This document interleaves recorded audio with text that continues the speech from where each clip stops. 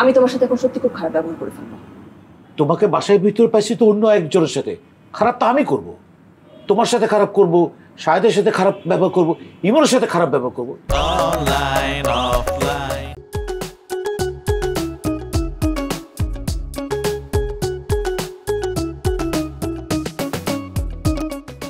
কেমন লাগতেছে তোমার এখন?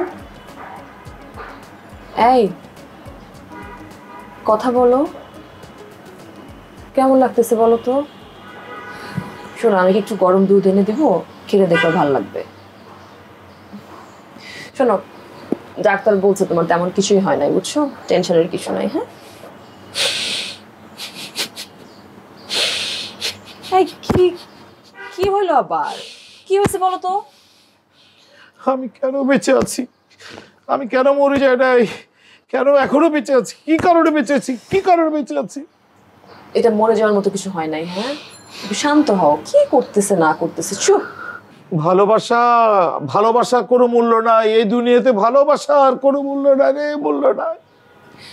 মানে তুমি যে কথাটা বলতেছো না, তুমি কিন্তু আমাকে অপমান করতেছো। হ্যাঁ, আমি তোমাকে বারবার করে বলতেছি যে ও কেন এখানে আসছিল আমি কিছুই জানি না। এই দুনিয়া খাঁটি মানুষেরও কোনো মূল্য নাই। সবাই খাঁটি মানুষের বিন্দুমাত্র দাম দেয় না। খাঁটি মানুষের কোনো মূল্য নাই। আহ, খাঁটি মানুষ কি হলো এই খাঁটি মানুষ হয়ে?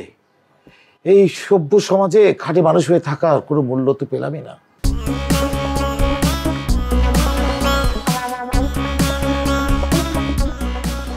কাঁদতে হয় জোরে করে কাঁদো, তাহলে ভেতরে অনেক শান্তি পাবা।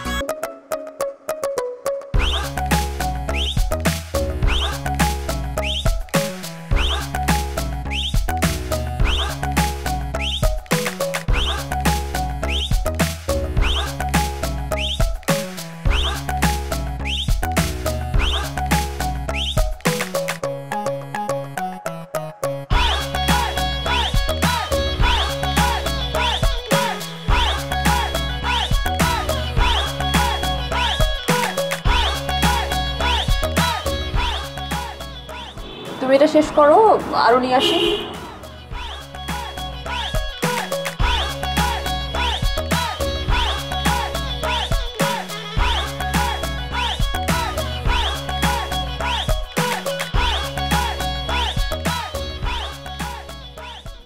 তুমি আর খাবা নাকি বলো? শায়দ কি করছিল? আবার সেই একই কথা। তুমি খাবা নাকি খাবা না? শায়দ কি করেছিল বাসার ভিতরে? তুমি কি আর কথা আগাবা নাকি আগাবা না? ঠিক আছে, আমি খেতে গেলাম। আসলে কে? মানে আসলে কে? শায়দ না ইমন নাকি অন্য কেউ? ফালতু কথা কিন্তু বেশি হয়ে যাচ্ছে। ফালতু কাজ বেশি হলে তো ফালতু কথা হবে। আমার কিন্তু শরীরটা ভালো না। আমি তোমার সাথে এখন সত্যি খুব খারাপ ব্যবহার করে ফেলবো। তোমাকে বাসায় ভিতরে পাইছি তো অন্য একজনের সাথে, খারাপ তো আমি করব। তোমার সাথে খারাপ করব, শাহেদের সাথে খারাপ ব্যবহার করব, ইমনের সাথে খারাপ ব্যবহার করব, এটা তো স্বাভাবিক। আসলে কার সাথে খারাপ ব্যবহার করব?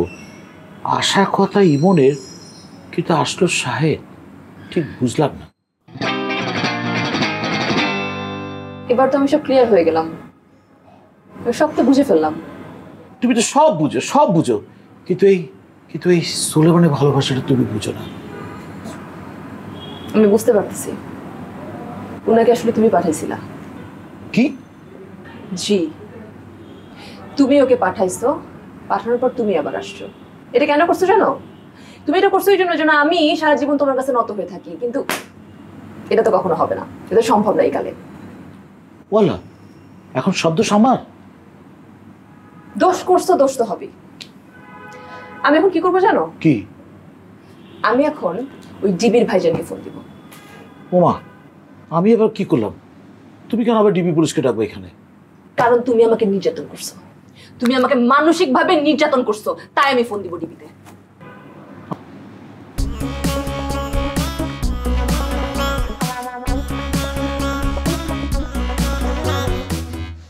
আল্লাহ, তুমি আমার এটা কি বলবিলা?